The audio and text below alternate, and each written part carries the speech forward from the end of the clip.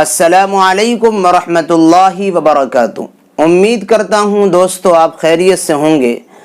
آج آپ حضرات کی خدمت میں ہم بات کرنے والے ہیں خواب میں کسی چیز کی ڈیل کرنے کی تعبیر کیا ہوتی ہے۔ کچھ بیچنا، کچھ خریدنا، خرید و فروخت کرنا، اس کی تعبیر کیا ہوتی ہے۔ اس لیے کہ خواب تو خواب ہوتا ہے، اس میں کچھ بھی دیکھا جا سکتا ہے۔ اگر کوئی بندہ خواب میں کوئی چیز خرید رہا ہے یا بیچ رہا ہے، کسی چیز کی ڈیل کر رہا ہے، تو اس کی تعبیر کیا ہوتی ہے۔ یاد رکھیں، خواب میں کسی چیز کی ڈیل کرنا، کوئی چیز بیچنا، فروخت کرنا یا خریدنا، یہ خواب اچھا ہے، اس کی تعبیر اچھی ہوتی ہے۔